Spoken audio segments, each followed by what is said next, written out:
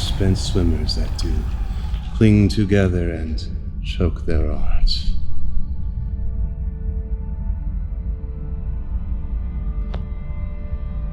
The merciless MacDonald.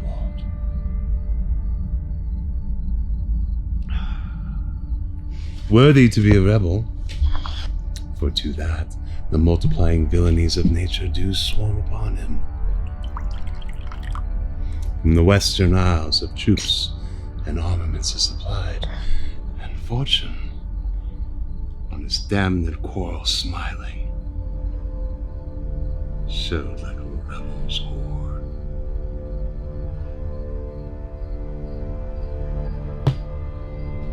But all's too weak for brave Macbeth.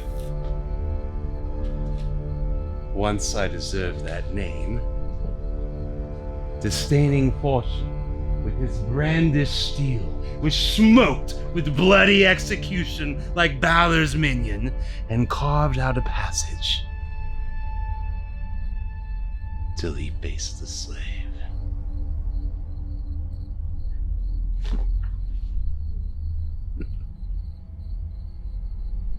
Which ne'er shook hands,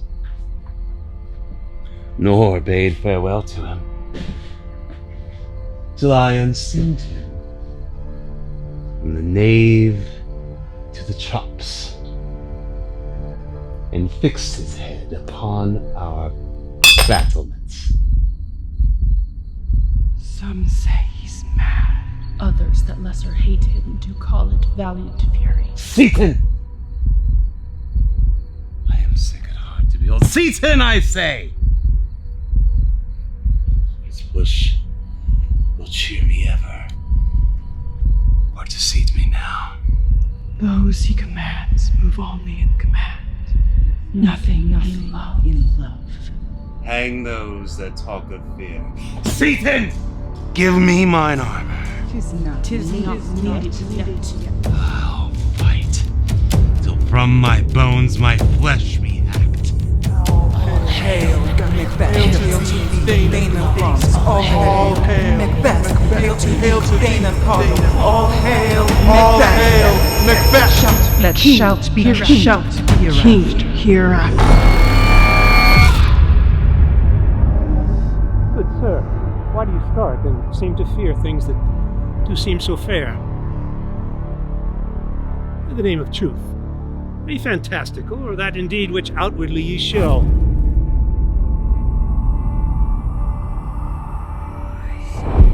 My noble partner, you greet with present grace and great prediction of noble having and of royal hope, that he seems rapt withal. To me you speak not. If you can look into the seeds of time, and say which grain will grow and which will not, speak then to me, who neither beg nor fear your favors nor your hate. Hail, lesser than Macbeth, and greater. Not so happy, yet much happy. Thou shalt get king, though thou be none. So all hail, Macbeth and Banquo and Macbeth. All hail. Hey, you imperfect speakers, tell me more. By Sinel's death, I know I am Bane of Glamis, but how of Cawdor? The Bane of Cawdor lives, a prosperous gentleman. To be king stands not within the prospect of belief, no more than to be Cawdor. Say from whence you owe this strange intelligence. For why upon this blasted night you stop our way with such prophetic greeting? Speak! I charge you!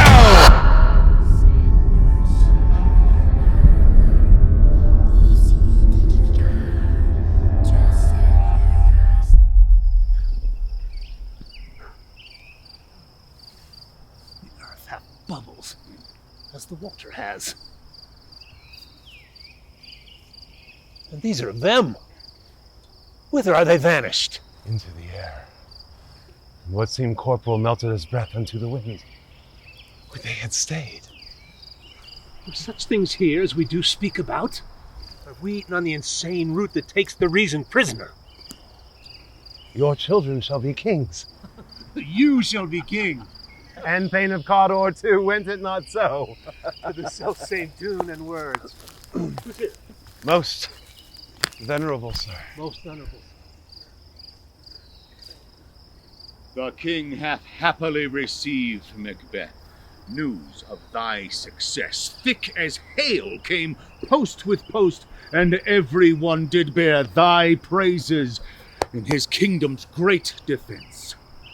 And, as an earnest of a greater honor, he bade me, from him, call thee Thane of Cawdor, in addition which, hail, worthy Thane, for it is thine. What? Can the devil speak true?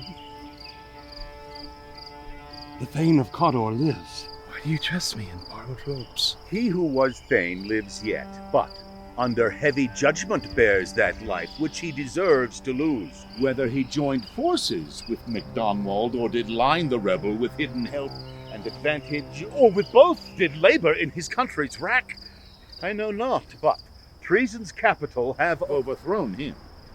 What he hath lost, noble Macbeth hath won. The supernaturals in this thing cannot be ill. Cannot be good. If ill, why hath it given me earnest of success, commencing in a truth? I am Thane of Cawdor.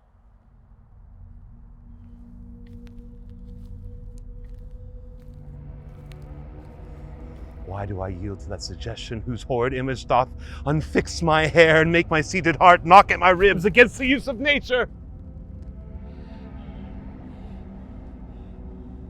Present fears are less than horrible imaginings. My thought, whose murder yet is but fantastical, shakes so that my single state of man, that function, is smothered in surmise, and nothing is but what is not.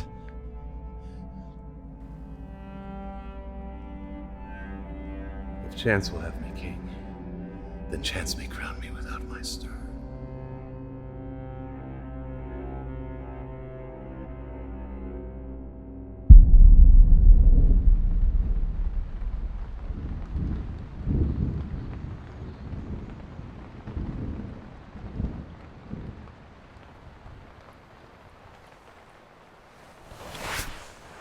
Glaums. Worthy Cawdor. Greater than both by the all-hail hereafter. Thy letters have transported me beyond this ignorant present, and I feel now the future in the instant. My dearest love, Duncan comes here tonight. And when goes hence? Tomorrow, as he purposes. Oh, ne'er shall sun that morrow see. To bed. To bed? Not till I pour my spirits in thine ear and chastise with the valor of my tongue all that impedes thee from the golden round which fate and metaphysical aid doth seem to have thee crowned.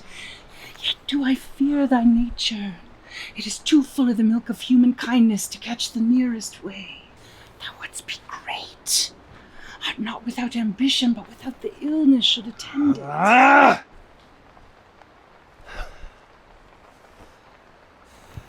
have bought golden opinions from all sorts of people, which would be worn now in their newest gloss, not cast aside so soon. The hope drunk wherein you dressed yourself, hath it slept since, and wakes it now to look so green and pale at what it did so freely? From this time such I account thy love.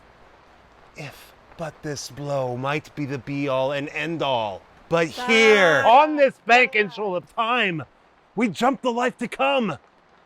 But in these cases we still have judgment here, that we but teach bloody instructions, which, being taught, return to plague the inventor. This even-handed justice commends the ingredients of our poison chalice to our own lips. Art thou afeard? Prithee, peace. I dare do all that may become a man who dares do more is none. What beast was it then that made you break this enterprise to me? When you durst do it, then you were a man. And to be more than what you were, you would be so much more the man. Nor time nor place did then adhere, and yet you would make both. They have made themselves, than that their fitness now doth unmake you. He comes in double trust. First, as I am his kinsman and his subject, strong both against the deed. Then as his host, who against his murderer should shut the door, not bear the knife myself. Yes, this Duncan hath borne his faculties so meek, hath been so clear in his great office, that his virtues will plead like angels trumpet-tongued against the great damnation of his taking off. I have no spur to prick the sides of my intent. Unsex me here, Vaulting and ambition. fill me from the crown to the toe, top full of direst cruelty.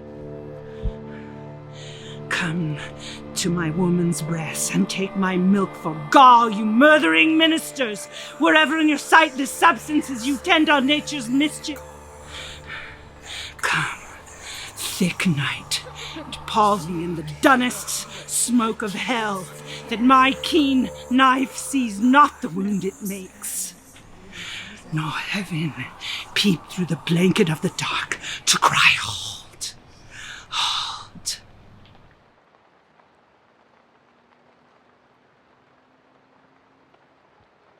If it were done, when 'tis done, and 'twere well it were done quickly.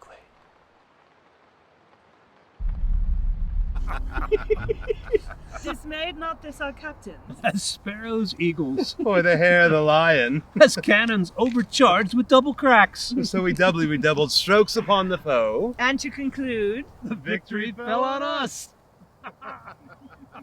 O worthiest cousin, the sin of my ingratitude even now was heavy on me. Only I have left to say, more is thy due than more than all can pay. The service and the loyalty I owe in doing it pays us up. your highness' part is to receive our duties. And our duties are to your throne and state, Children and servants. which do but what they should by doing everything safe toward your love and honor. I have begun to plant thee, and will labor to make thee full of growing. Noble Banquo, thou that hast no less deserved, nor must be known no less have done so. I hold thee to my heart. There, if I grow, the harvest is your own. Now, those whose places are near, know, I will establish my estate upon my eldest, Malcolm. Prince of Cumberland. That is a step on which I must fall down or else or leap, for in my way it lies. Stars, hide your fires. Let not light see my black and deep desires. The eye wink at the hand, and let them be, which the eye fears when it is done. To see. I'll give thee a wind, thou art kind, and I another, and I myself have all the other. I'll do, and I'll do. I'll drain him dry and cold. Sleep shall neither night nor day hang upon his head sleep. He shall live a man, be weary 7 months, 9 times long. Shall he dwindle, heat and pine? Look what I have. Show. Here I have a soldier's thumb. There's hope. He has almost supped. Why have you left the chamber? Had he asked for me? Know you not he has? We will proceed no further in this business. I have given suck, and know how tender 'tis to love the babe that milks me. I would, while it was smiling in my face, have plucked my nipple from his boneless gums and dashed the brains out, had I so sworn as you have done to this. If we should fail, We fail. But screw your courage to the stick purpose and will not fail.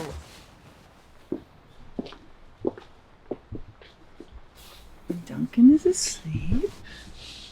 Where to the rather shall his day's hard journey soundly invite him? His 2 chamberlains will I with wine and wassail so convince that memory, the warder of the brain, shall be a fume, and the receipt of reason a limbeck only.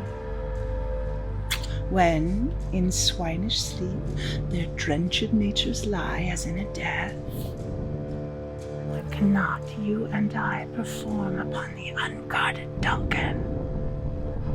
What not put upon his spongy officers who shall bear the guilt of our great quell? It will then be received when we have marked with blood those sleepy 2 of his own chamber. And use their very daggers. That they have done it. Who can receive it other? As we shall make our griefs and clamor war upon his death. Bring forth men, children only. I, undaunted metal, shall compose nothing Away, and mark the time with fairest show. False face must hide what the false heart doth know.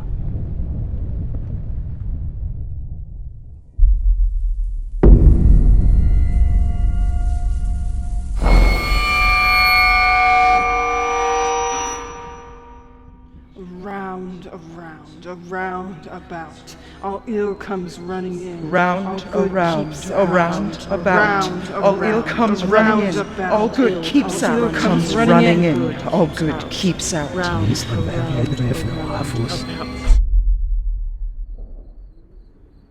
Merciful powers, straining me the cursed thoughts that nature gives way to in repose.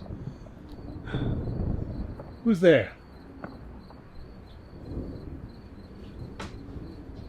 How goes the night, boy? The moon is out. I've not heard the clock. And she goes down at 12. I take 'tis later, sir. The heavy summons lies like lead upon me, and yet I would not sleep. Father?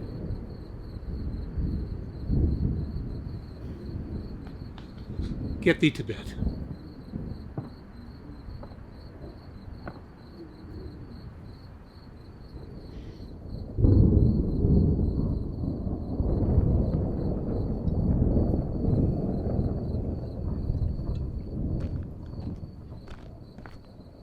What, sir? Not yet at rest? I dreamt this night of the 3 weird sisters. To you they have showed some truth. I think not of them. Yet, when we can entreat an hour to serve, we would spend it in some words of that business, if you would grant the time. At your kindest leisure. If you shall cleave to my consent, when 'tis, it shall make honor for you. So I lose none in seeking to augment it. The king's abed. He hath an unusual pleasure. And sent forth great largesse to your offices. In the name of most kind hostess, he greets your wife, and shut up in measureless content. All's well. Good repose the while.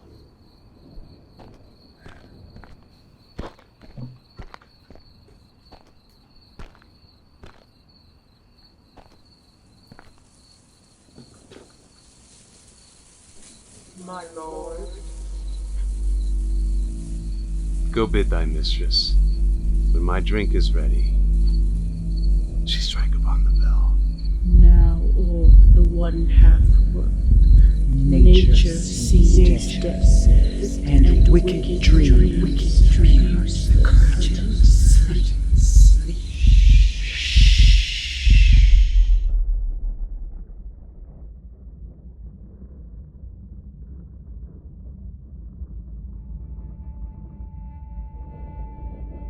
Is this a dagger I see before me?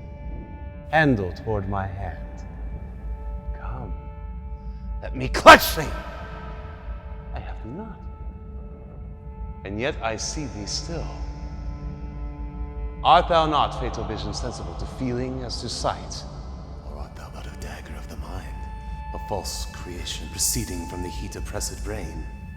Thou marshalst me the way that I was going. And such an instrument I was to use.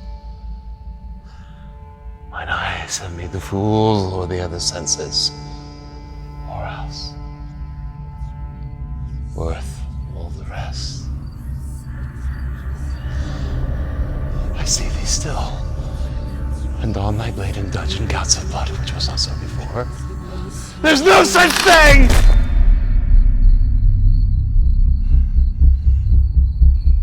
It is a bloody business which informs us to mine eyes. How sure and firm set earth, hear not my steps, which way they walk, for fear thy very stones prate of my whereabout, and take the present horror from the time which now suits with it. Whilst I threat, he lives. Words to the heat of deeds to cold breath gives.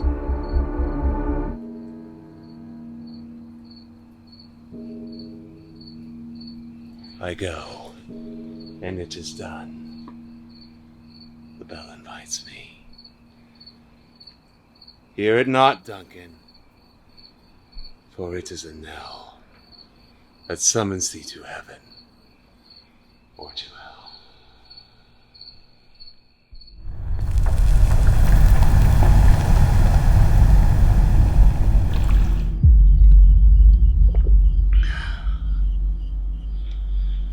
That which hath made them drunk hath made me bold. What hath quenched them hath given me fire.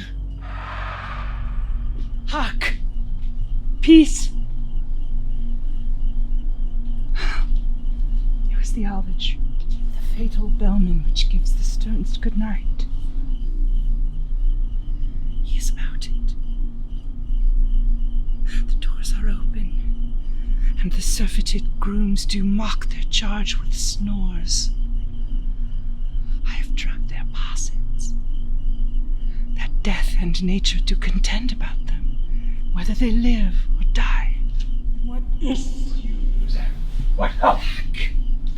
Every evil wait, and 'tis not done.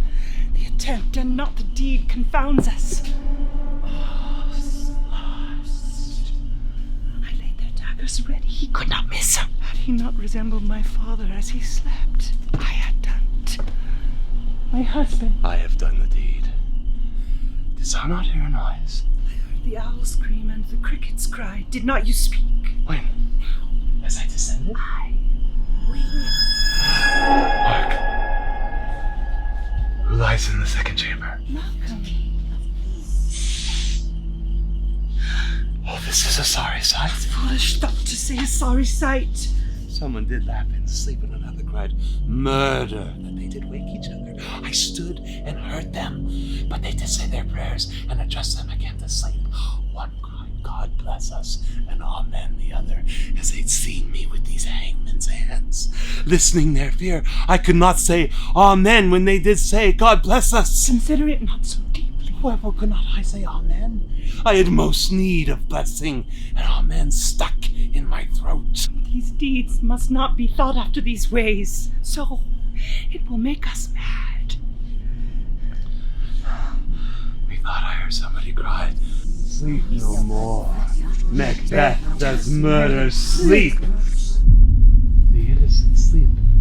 Sleep that knits up the raveled sleeve of care. The death of each day's life. Sore labor's bath. Balm of hurt minds. Great nature's second course. Chief nourisher in life's feast. What do you mean? Still it cried to all the house, "Sleep no more." And therefore Cawdor shall sleep no more. Macbeth shall sleep no more. Who was it that thus cried? Why, worthy Thane, you do unbend your noble strength to think so brain-sickly of things. Get some water and wash this filthy witness from your hand. Why did you bring these daggers from the place? They must lie there. Go, carry them, and smear the sleepy grooms with blood. No more. I'm afraid to think what I have done. Look on it again. I dare not. It of purpose. Give me the daggers. sleeping, and the dead are but as pictures. 'Tis the eye of childhood that fears a painted devil. If he do bleed, I'll gild the faces of the grooms withal, for it must seem their guilt. What says Enoch? How is with me when every noise appalls me? What hands are these? They fuck out mine eyes. Will all great Neptune's ocean wash this blood clean from my hands? No. This, my hands will rather the multitudinous seas incarnadine, making the green one red. My hands are of your color, but I shame to wear a heart so white.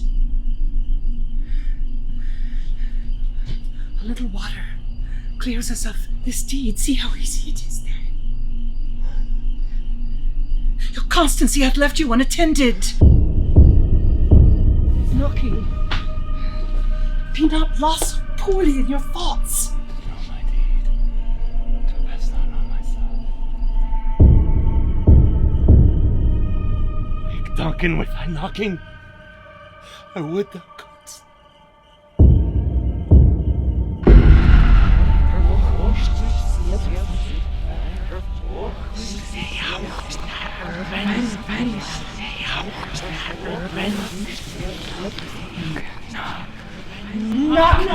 No! Who's there in the name of Beelzebub? Never act quiet. Never act quiet.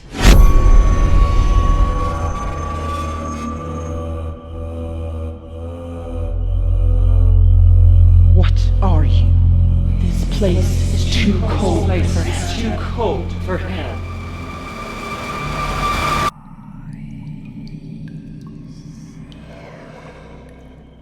How does your patient, doctor? Not so sick, my lord, as troubled with thick-coming fancies. Keeps me from my rest. What is the cure? Canst thou not minister to a mind diseased?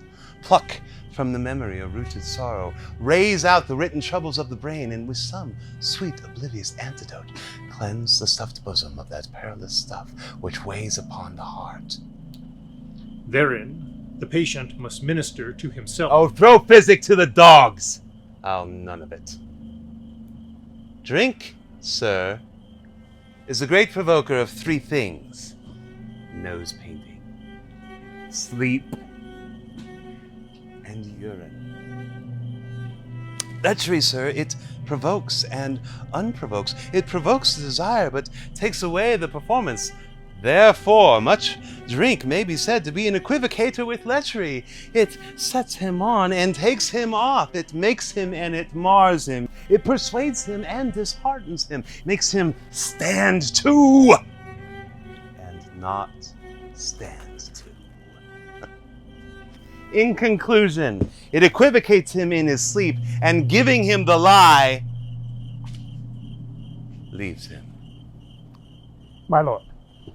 If thou couldst, doctor, cast the water of my land, find her disease, and purge it to a sound and pristine health, I would applaud thee to the very echo that should applaud again. What is thy name?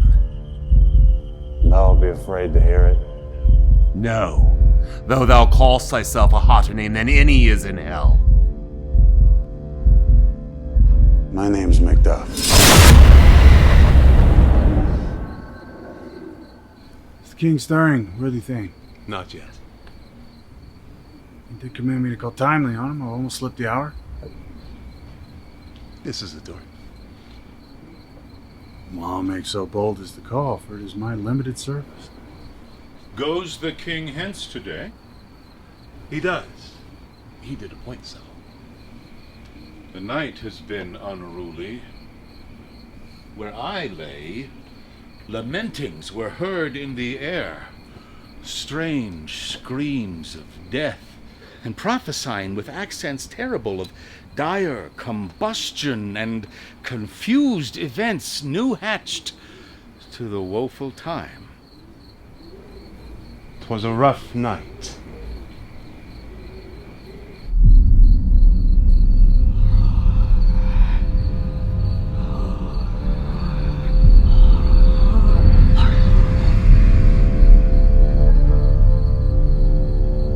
Fusion now hath made his masterpiece.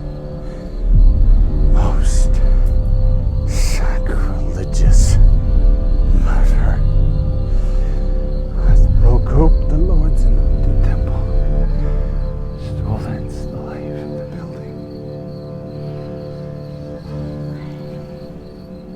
Awake. Awake. Ring the alarm bell. Murder. Treason. Away. What is he saying? The life? Mean you, His Majesty? Now bid me speak. See, speak yourselves. What's the business that calls such a hideous trumpet to parley the sleepers of the house? Speak, speak! Lady, it is not for you to hear what I could speak. Repetition in a woman's ear would murder as it fell. It does. Royal Master is murdered. What is amiss? The Royal Father is murdered. How? By who? Those of his chamber, as it seems, had done it. Their hands and faces were all badged with blood. So were their daggers, which when wiped we found upon their pillows. They stared and were distracted. No man's life was to be trusted with them. Oh, yet I do repent me of my fury that I did kill them. Wherefore did you so? I can remain wise and amazed, temperate and furious, loyal and neutral in a moment. No man. Oh, look to your lady. The expedition of my violent love outrun the pauser, reason. Show an unfelt sorrow is an office which the false man does easy. All to England. There's daggers in men's smiles. The nearer in blood, the nearer bloody. This murderous shaft that's shot hath not yet lighted, and our safest way is to avoid its aim. There's warrant in that theft that steals itself when there's no mercy left. Fear and scruple shake us. In the great hand of God I stand. And thence, against the undivulged pretense, I fight a treasonous malice. So all.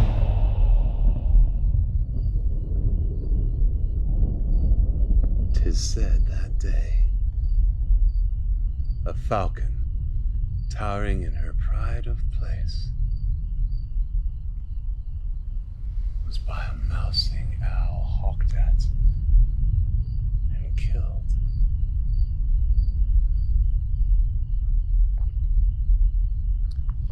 And Duncan's horses, a thing most strange and certain, beauteous and swift, the minions of their race, turned wild in nature, broke their stalls, flung out against obedience, as they would wage war with mankind. They ate each other.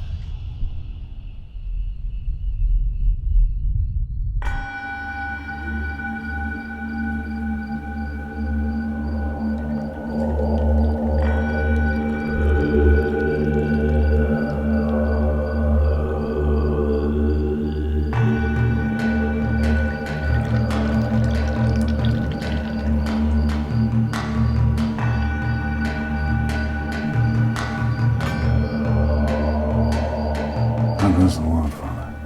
Why, see you not? 70 I can remember, within the volume of which I have seen hours dreadful and things strange, but that sore night hath trifled former knowings. 'Tis unnatural.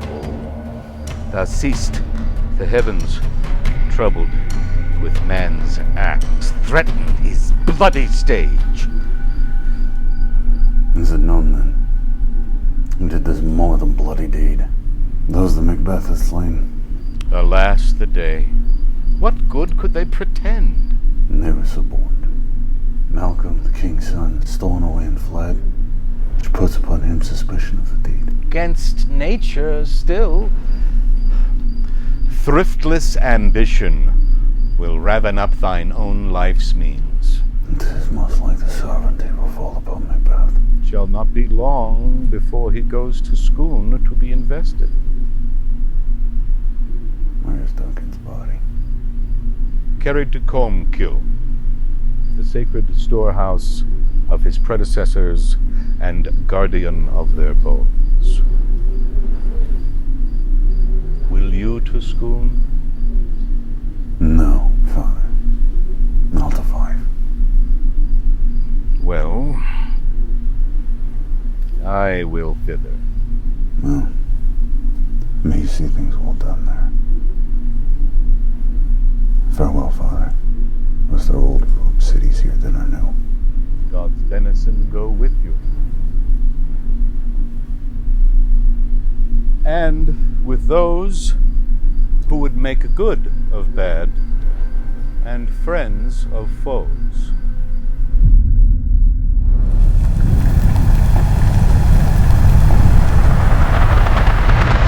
What win I if I gain the thing?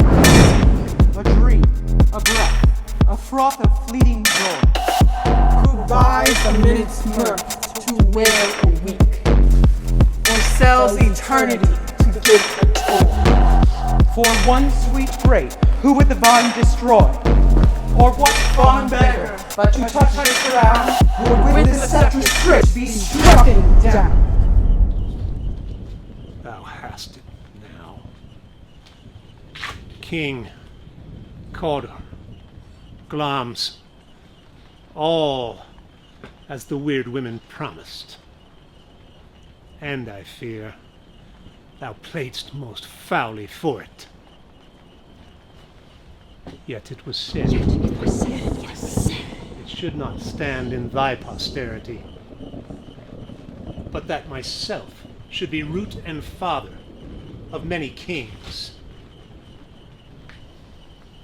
If truth come from them, as upon thee, Macbeth, their speeches shine, why, by the verities on thee made good, may they not be my oracles as well, and set me up in hope? But hush, no more.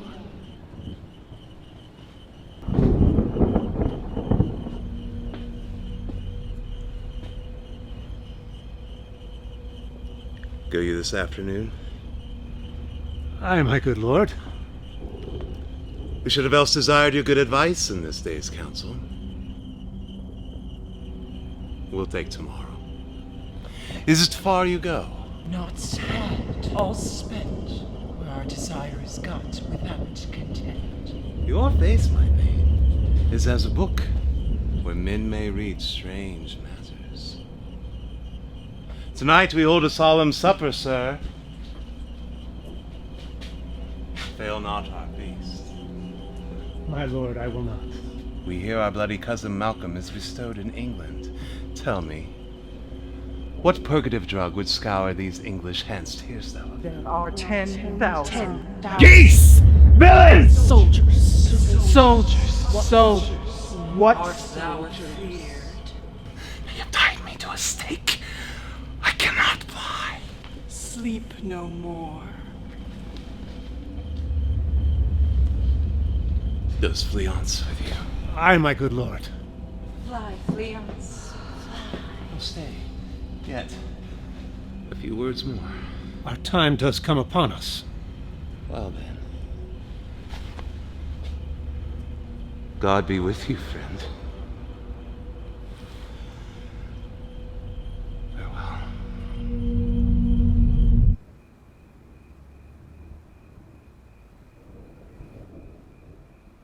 I have lived long enough. My way of life has fallen into the sere, the yellow leaf. And that which should accompany old age is honor, love, obedience, troops of friends. I must not look to have, but in their stead, curses, not loud, but deep. Mouth honor, breath, which the poor heart would fain deny, and dare not. Gentle, my lord. Sleek all your rugged looks. Be bright and jovial among your guests tonight.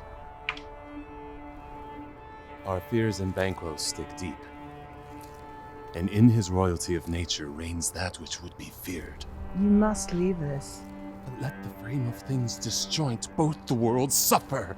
Ere we will eat our meal in fear and sleep in the affliction of these terrible dreams that shake us nightly.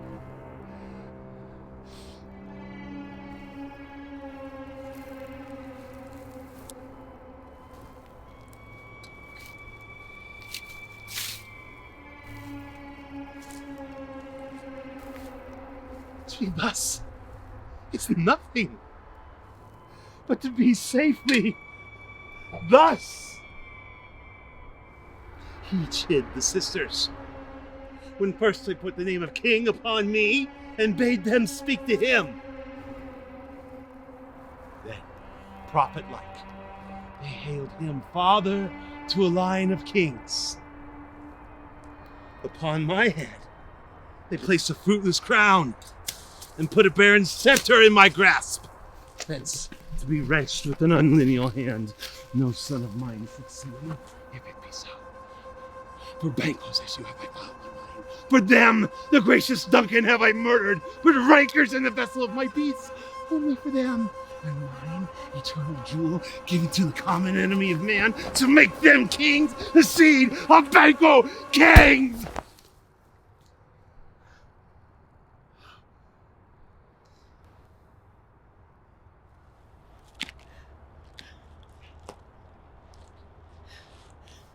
Things without our remedy should be without regard.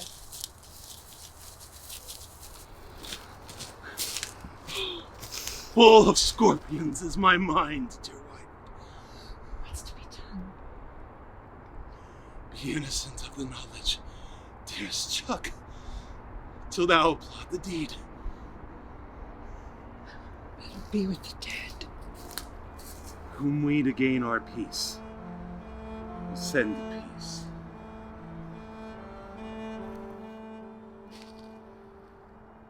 Kneel to me.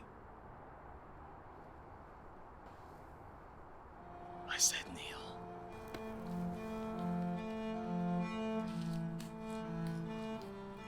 Thou knowst that Banquo lives.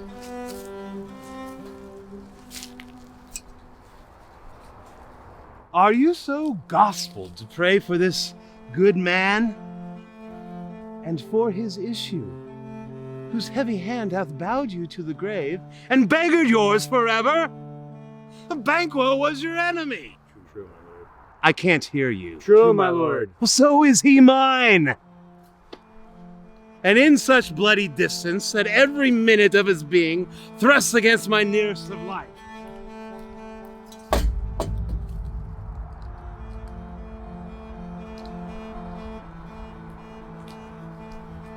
Hence it is that I, to your assistance, do make love, masking the business from the common eye for sundry weighty reasons. Within this hour, I will advise you where to plant yourself, acquaint you with the perfect spy of the time, the moment on it, for it must be done tonight, and something from the palace. And with him, Fleance, his son, who accompanies him, whose absence is no less material to me than is his father's, that must embrace the fate of that dark hour.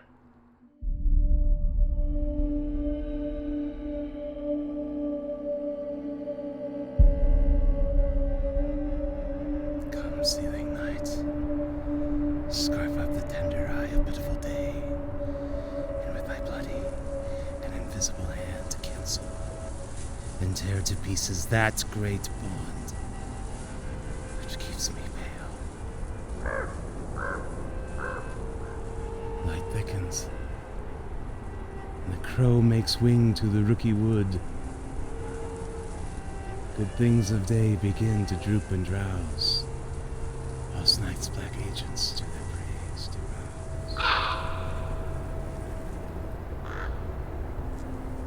Thou marvelst at my words, but hold thee still.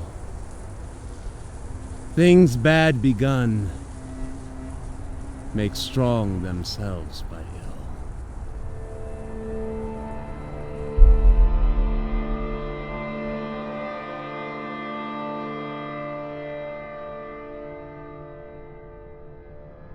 The west yet glimmers with some streaks of day.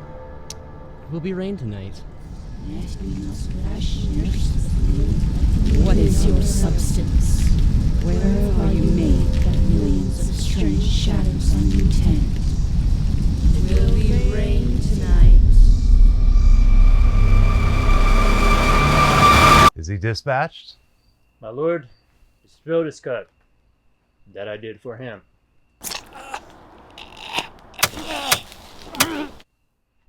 Thou art the best of the cutthroats. Yet he's good that did the like for Fleance. If thou didst it, thou art the nonpareil. My royal sir, Fleance escaped. Fly, Fleance, fly. Then comes my fit again. I had else been perfect, whole as the marble, founded as the rock, as broad and general as the casing air. But now I'm cabined, cribbed, confined, and bound to saucy doubts and fears. But Banquo's safe. Aye, my good lord. Safe in a ditch he bides, with 20 gashes on his head. Thanks for that. There the grown serpent lies, the worm that's fled. Hath nature that in time will venom breed.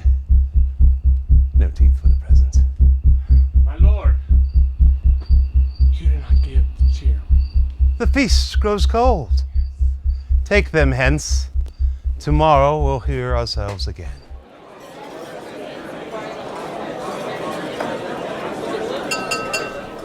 Now good digestion wait on appetite, and health on both. Here had we now our country's honor roofed, with the graced person of our Banquo present, whom I rather challenge for unkindness than pity for mischance.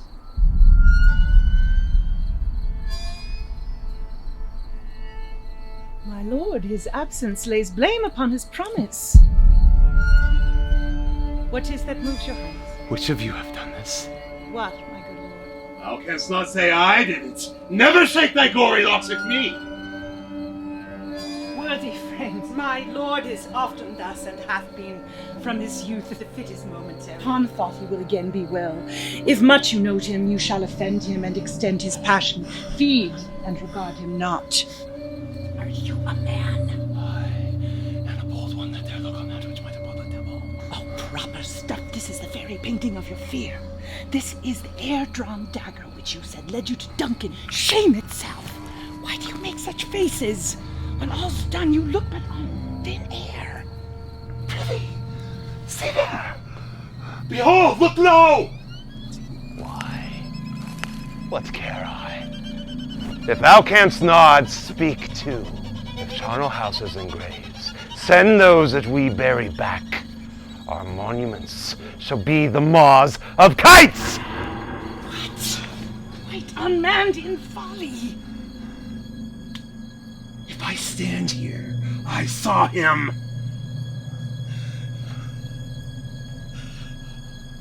The time has been that when the brains were out, the men were dead in there. The time has been that when the brains were out, the men were dead, and there an end. But now they rise with 20 mortal murders on their crowns and push us from our place. Your noble friends do lack you.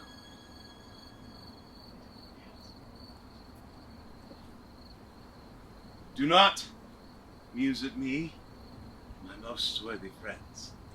I have a strange infirmity which is nothing to those that know me. Come! Love and health to all! I drink to the general joy of the whole table. and to our dear friend Banquo, whom we miss, would he were here. And quit my sight. Let the earth hide thee! Thy bones of parents. Thy blood is cold. Thou hast no speculation in those eyes which thou dost therewith. Take any shape but that, and my firm nerves shall never tremble.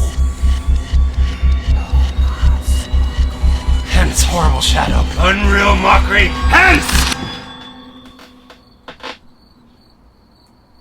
Why so? Being gone, I am a man again. For you, be still.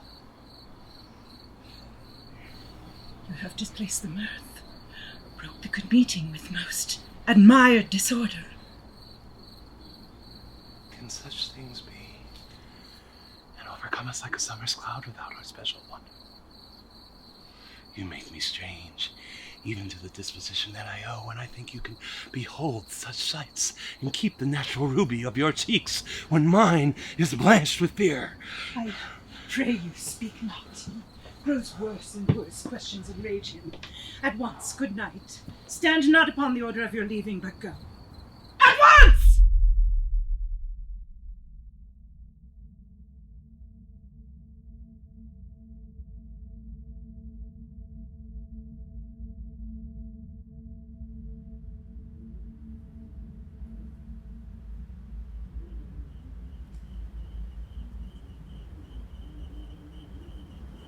It will have blood, they say. Blood will have blood. Stones have been known to move and trees to speak. Augurs and understood relations have, by magpies, choughs and rooks, brought forth the secret smell of blood. What is the night? Almost at odds with the morning. Which is which? How sayst thou that Macduff denies his person at Argyle? Did you send to him, sir? I heard it by the way, but I will send. There's not a one of them but in his house I keep a servant feed. I will tomorrow, and betimes I will to the weird sisters. More shall they speak. For now, I am bent to know by worst means the worst. For mine own good, all causes shall give way. I am stepped in blood so far that should I wait no more, returning were as tedious as gore. Strange things I have in head that will to hand, which must be acted, ere they may be scanned. You lack the season of all natures. Sleep.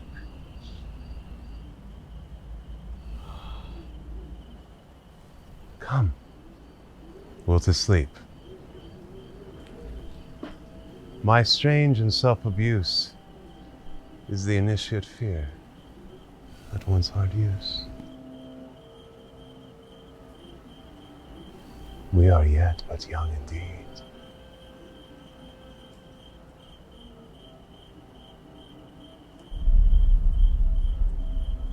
By the pricking of my nose, something wicked this way comes.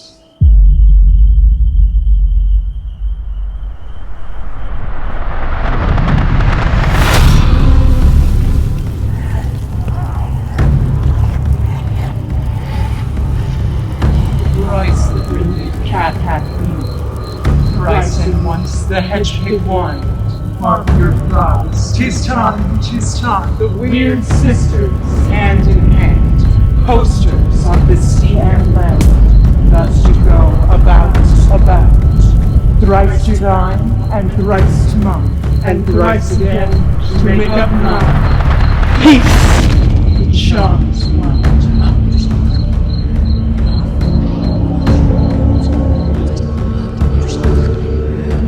How now, you secret black and midnight hags? What is't you do? Deep without name. I conjure you which you profess, howe'er you know it. Answer me to what I ask you. Speak, man will answer. Say if thou'st rather hear it from our mouths or from our masters. Let me seal. It will have blood. Come high or low, thyself in office deftly show. It knows thy thoughts, hear its speech, but say thou not.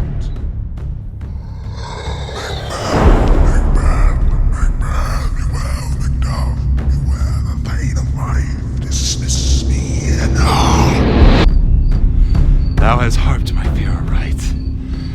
Here's another, more potent than the first.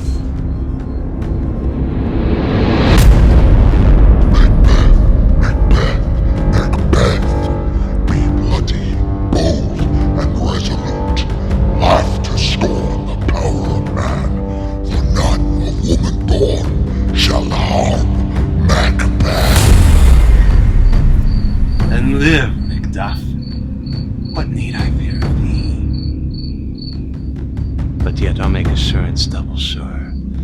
Take a bond of fate. Thou shalt not live! What is this? That rises like the issue of a king.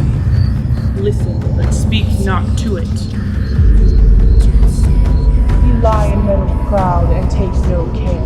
Who chafes, who frets, or where conspirers are, Macbeth shall never vanquished be, until great Birnam Wood, to high Dunsinane Hill, shall come first. That will never be. Who can impress the forest? Bid the tree unfix his earthbound roots.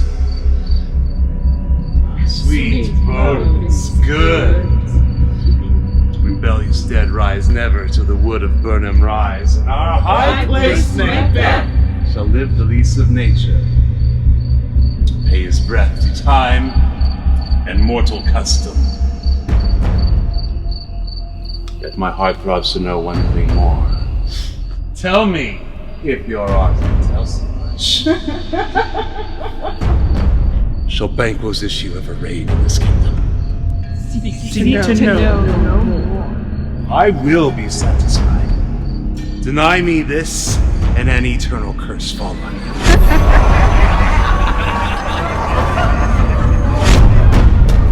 Show his eyes and grieve his heart. Come like shadows, so depart. Thou art too like the spirit of Banquo. Down!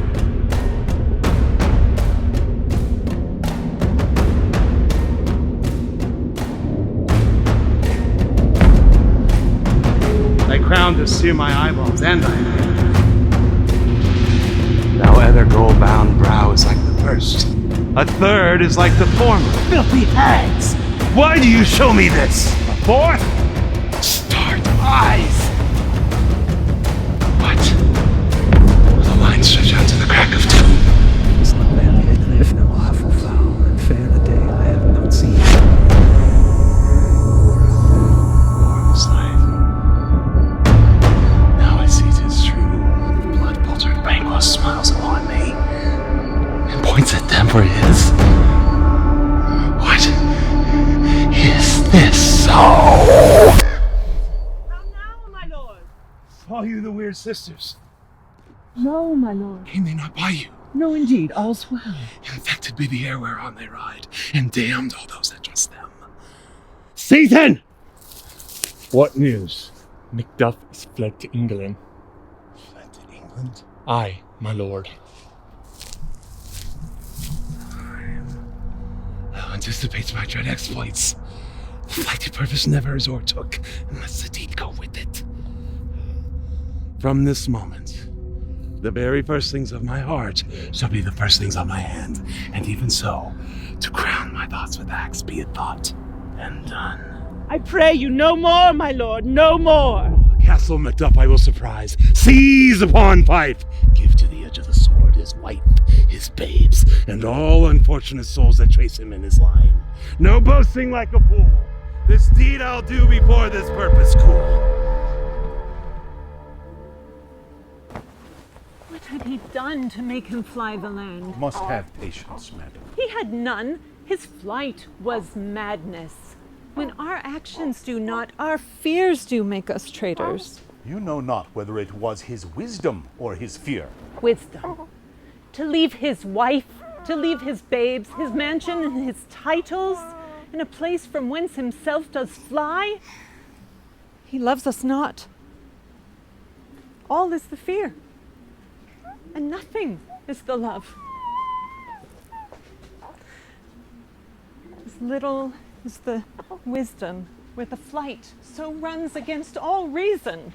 I pray you, cuz, school yourself. But for your husband, he is wise and noble and judicious, and best knows the fits of the season. I take my leave of you. Shall not be long before I am here again. Things at worst will cease, or else climb upward to where they were before. Blessings upon you.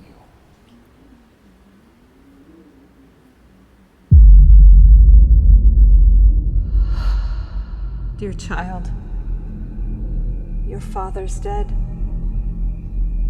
And what will we do now? How will we live? As birds do, Mother. What? With worms? And flies? With what I can. And so do they.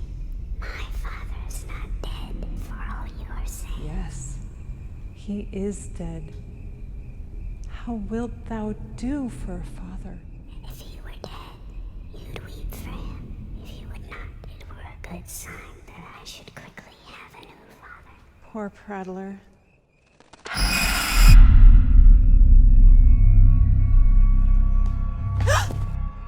This castle hath a pleasant seat. The air nimbly and sweetly recommends itself unto our gentle senses.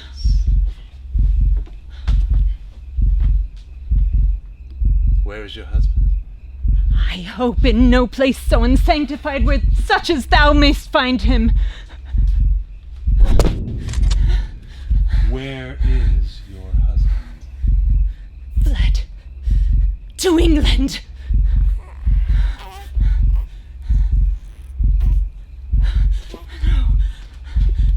A sailor's wife had chestnuts in her lap and munched and munched and munched.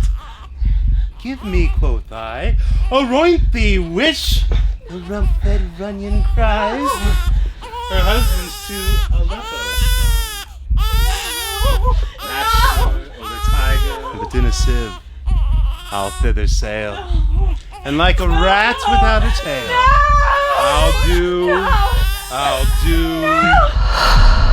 I know how tender it is to love the babe that milks me.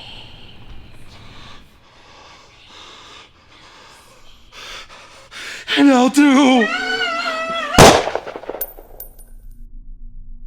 New widows howl, new orphans cry, new sorrows.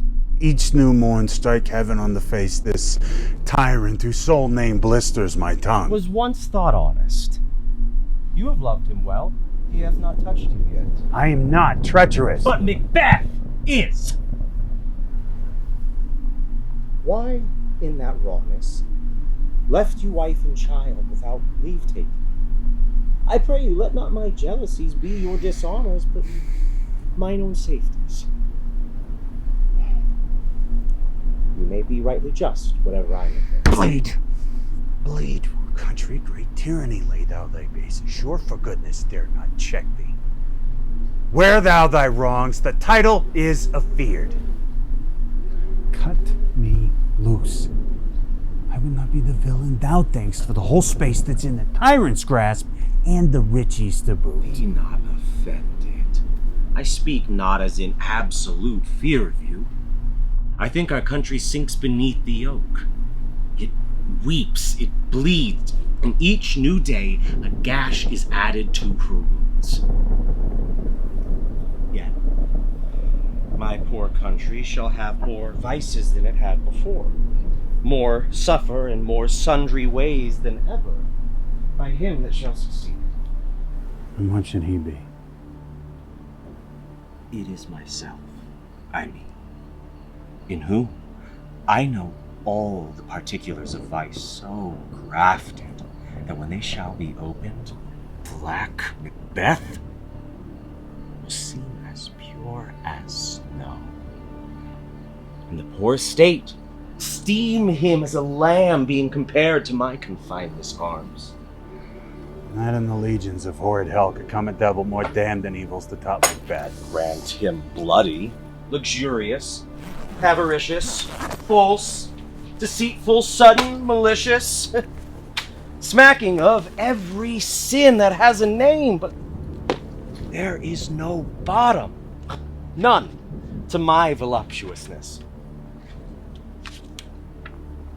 Your wives, your daughters, your matrons, your maids, could not fill up the cistern of my lust. Dumbness and temperance in nature is a tyranny. It hath been the untimely emptying of the happy throne and fall of many kings. With this, there grows in my most ill-composed affection a staunchless avarice that were I king, I should cut off the nobles for their lands, desire his jewels in this other's house, and my more having would be as a sauce, make me hunger more. This Go. avarice sticks deeper. Leave us! Yet with other graces wait. I have none! The king becoming graces is justice, verity, temperance, stableness, bounty, perseverance, mercy, lowliness, devotion, faith, courage. I have no relish of these, but I abound in the division of each several crime, acting it in several many ways. Scott. If there be such a one fit to govern, speak. I am as No, I am not fit to live. My royal father was a most sainted king. The queen that bore the offer upon her knees and on her foot died every day she lived. Really well. These evils thou repeatst upon thyself hath banished me from Scotland. My breast, thy opens here. Doth this noble passion, child of integrity, hath from my soul wiped the black scruples, reconciled my thoughts to thy good truth and honor. Devilish Macbeth, by many of these trains, hath sought to win me into his power. Modest wisdom plucks me, over credulous haste. What I am, truly, is thine, and my poor country's to command. Now, we'll together, and our chance of goodness be like our warranted quarrel. Why are you silent? Such welcome and unwelcome things at once. 'Tis hard to reconcile. See who comes here. A holy man, most wise, I know him well. He hath the heavenly gift of prophecy, and sundry blessings hang about his brow, speaking full of grace. Welcome hither. Stand Scotland where it did. How does my wife? Why, well. And all my children? Well, too. The tyrant is not battered at their peace. No, they were well at peace when I did leave them. Not a miser of your speech. How goes it?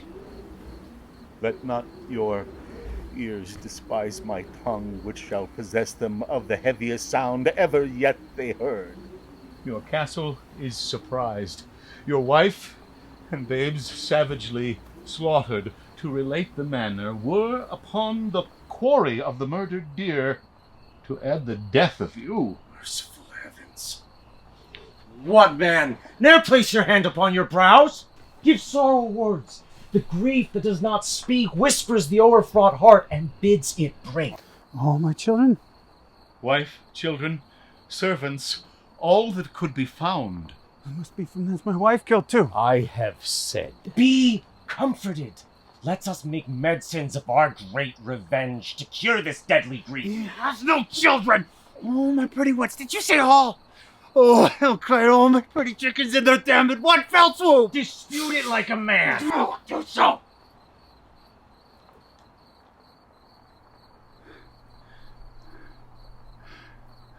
I must feel it as a man.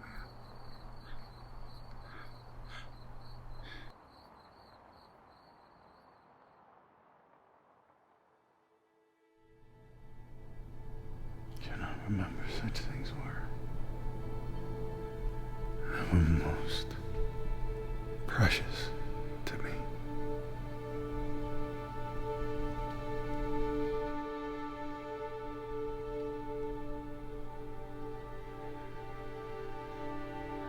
The heavens look on and would not take their part.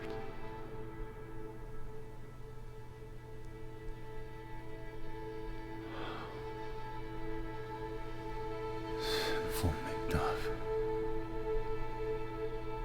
they were all struck for thee, not as I am, not for their own demerit, but for mine. Fell slaughter on their souls.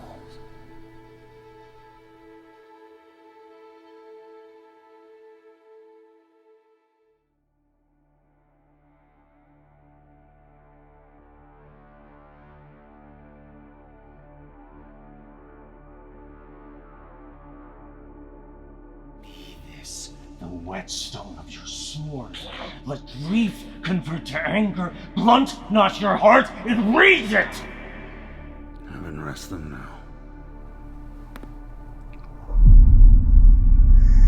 I could play the woman with mine eyes, and braggart with my tongue. Gentle heaven, cut short all intermission. Front to front. Bring now this fiend of Scotland and myself! Within my sword's length set him! If he escape, oh, heaven forgive him too. This too goes manly. My power is ready. From England have I offer of goodly thousands. Our lack is nothing but our leave. Macbeth is ripe for shaking.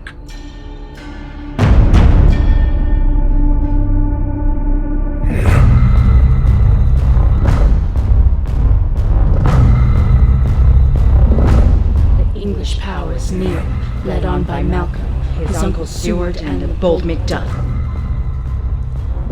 Revenge is burning them for their dear causes, would to the bleeding and the grim alarm excite the mortified man. Let every soldier hew him down a bough and bear it before him. Thereby shall we shadow the numbers of our host, and make discovery ere and report of us. Do we but find the tyrant's power tonight, let us be beaten if we cannot fight. What does the tyrant, great Dunsin name, strongly fortifies, when all that is within him does condemn itself for being there? Now does he feel the secret murder sticking on his hands? Now minute Leopold to bring his faith breach. Now does he feel his title hang loose about him like a giant's robe upon a dwarfish thief? What is it she does now? Look, how she rubs her hands. Out down spot. How'd I say? One, two. I think it's time to do it. Hell is murky. Fire, a soldier and feared. What need we fear? Who knows it, when none can call our power to account? Yet who would have thought the old man to have had so much blood in him? Mark that. The vein of fire had a wife. Where did she go? What? How these hands ne'er be clean. All the perfumes of Arabia will not sweeten this little hand.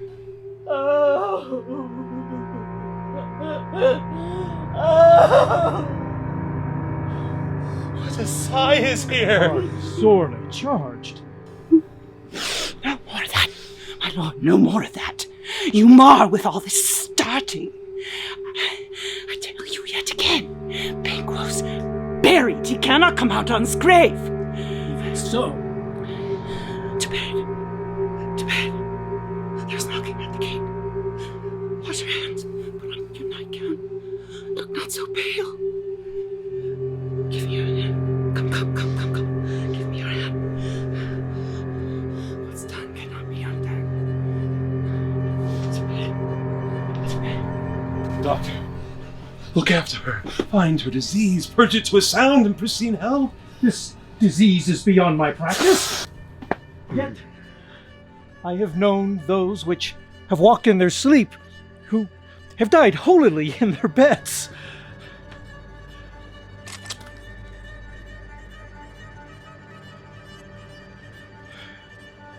More needs she, the divine, than the physician. God, forgive us all. Good night, good doctor. You have known what you should not.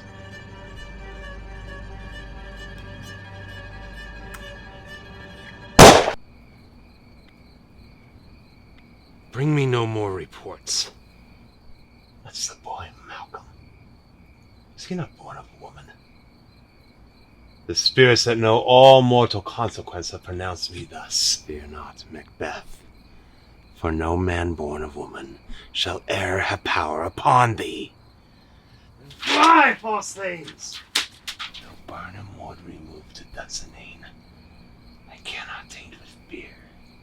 The powers above put on their instruments.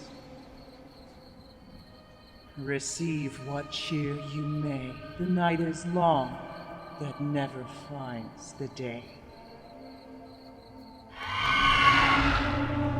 What is that noise? It is the cry of women. Seaton! Yes, my lord. Go see.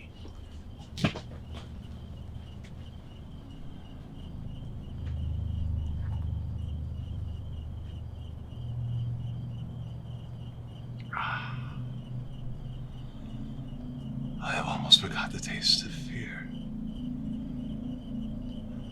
The time has been that my senses would have cooled to hear a night shriek, and my fellow hair would at a dismal treatise rouse and stir, as if life were in it.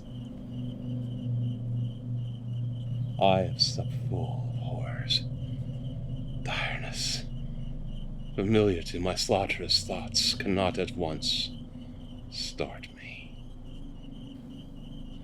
Wherefore was that cry? Queen, my lord, is dead.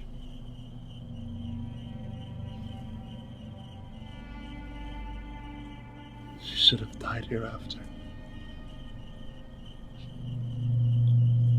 There would have been a time for such a word.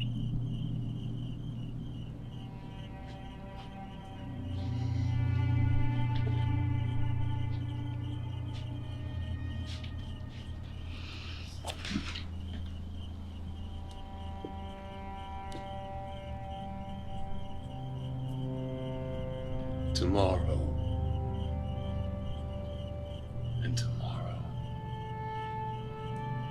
and tomorrow creeps in this petty pace, day to day, to the last syllable of recorded time. And all our yesterdays have lighted fools the way to dusty death.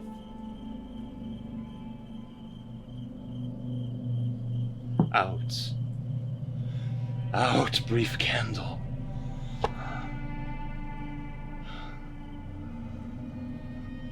Life is but a walking shadow.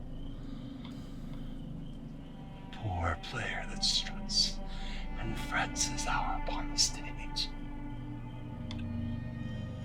and then is heard no more.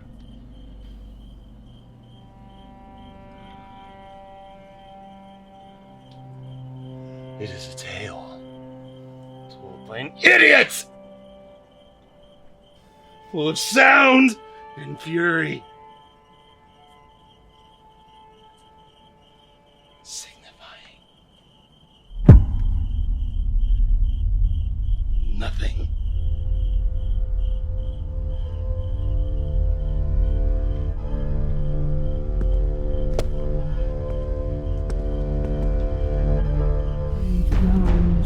Worthy Cawdor, I should report that which I say I saw, but know not how to do.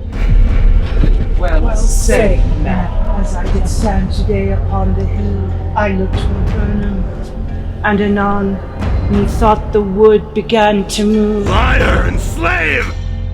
Within this 3 mile, may you see it coming. I say, a moving grove. All hail Macbeth! Bring me mine armor! I pull in resolution and begin to doubt the equivocation of the fiend that lies like truth. Fear not, till Burnham Wood do come to Dunsinane. Now the wood has come to Dunsinane. Arm and out. Their guns I smile at, weapons laugh to scorn, brandished by man, as of a woman born. Turn, hellhound.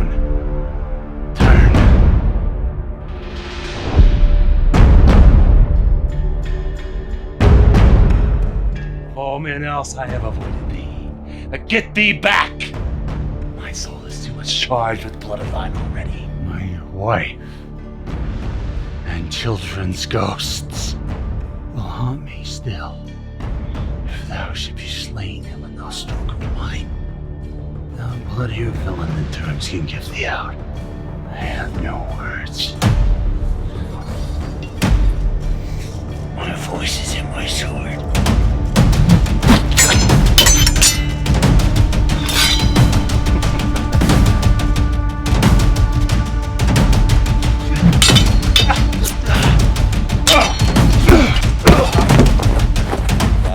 Labor. As easy mayest thou the entrenched hair with thy keen sword impress, as make me bleed, that fall thy blade on vulnerable crests. I bear a charmed life, and must not yield to one of woman born. Spare thy charm, and let the angel that still has served tell thee. And Macduff, from his mother's womb untimely ripped.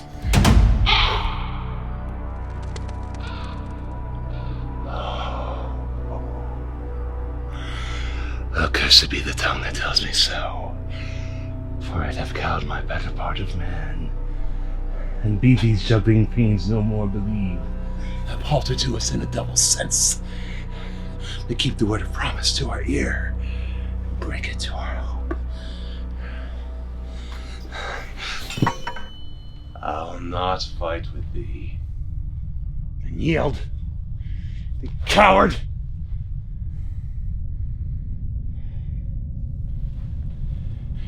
Live to be the show and gaze of the time.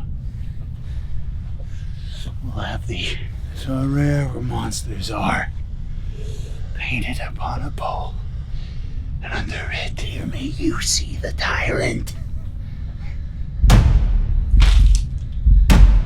I will not yield. To kiss the ground before young Malcolm's feet, and be baited with the rabble's curse.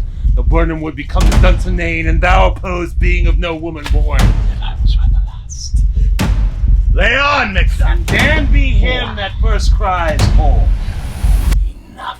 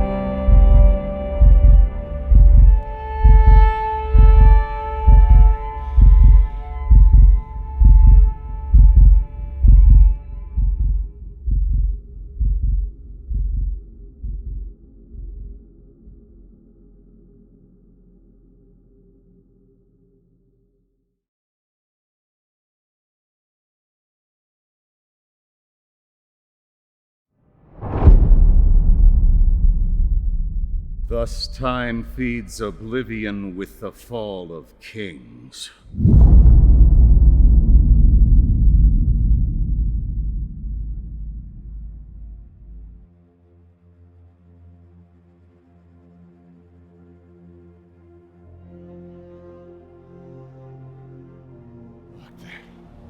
Behold, the usurper's cursed head. Time is free. All hail, King of Scotland! Most valiant kinsmen, we shall not spend a large expense of time before we reckon with your loyal heart and make us even with you. What's more to do is calling home our exiled friends abroad who fled the snares of watchful tyranny. We will perform in measure, time, and place, my noble Macduff, our thanks to you, and to all whom we invite to see us crowned at Scone.